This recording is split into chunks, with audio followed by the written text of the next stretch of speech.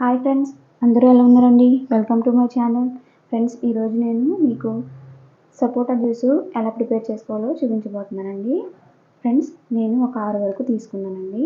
ఇవి బాగా పండిపోవాలండి. పండినవైతేనే జ్యూస్ బాగుంటుందండి. పచ్చివి తీసుకోకండి. ఇలా పండినవైతేనే జ్యూస్ బాగుంటుంది, టేస్ట్గా కూడా ఉంటుందండి. ఇలాగా మనం సపోటా కాయని ఇలా ఆఫ్ చేసుకొని ఫస్ట్ ఇలా ఆఫ్ చేస్తేనే బాగా పైన తొక్క అనేది బాగా వచ్చేస్తుందండి. ఇలాగా తొక్కను సపరేట్ చేసేసుకొని ఇందులోని గింజను కూడా తీసేసుకోవాలండి.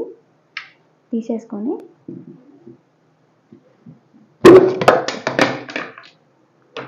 ఫ్రెండ్స్, దీన్ని మిక్సీ జార్లోకి వేసేసుకోవాలండి. ఇలాగ మిగతా వాటన్నిటిని కూడా ఇలాగే చేసుకొని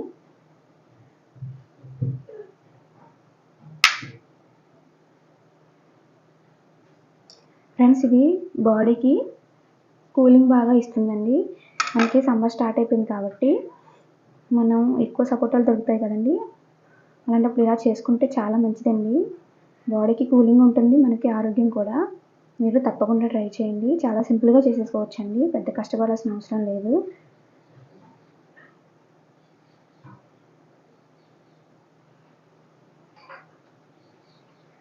ఫ్రెండ్స్, ఈ విధంగా అన్నిటినీ చక్కగా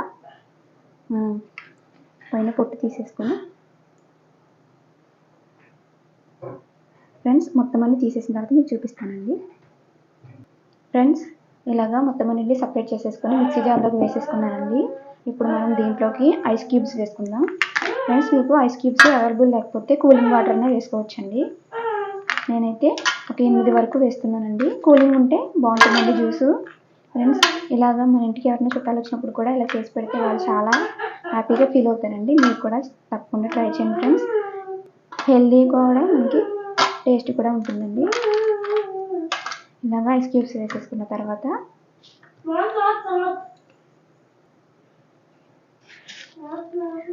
2 స్పూన్ల వరకు మనం పంచదార వేసుకుందాం. ఎందుకంటే సపోటా పండు ఆల్రెడీ స్వీట్గానే ఉంటుంది కాబట్టి ఎక్కువ అవసరం లేదని 2 స్పూన్స్ వేసుకుంటున్నాను. వేసుకున్న తర్వాత మనం ఒకసారి దీన్ని మిక్సీ చేసుకోవాలండి. మూత పెట్టేసి మిక్సీ చేస్తాను.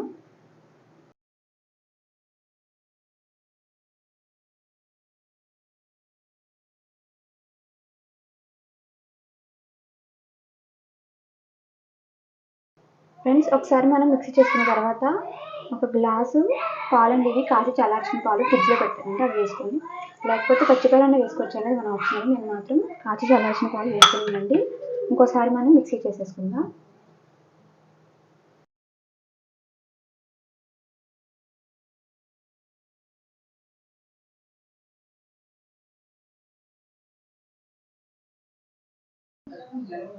ఫ్రెండ్స్, జ్యూస్ అయితే రెడీ అయిపోయిందండి.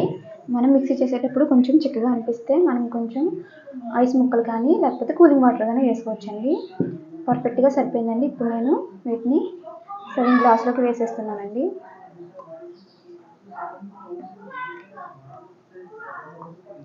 ఫ్రెండ్స్, చాలా టేస్టీగా ఉంటుందండి.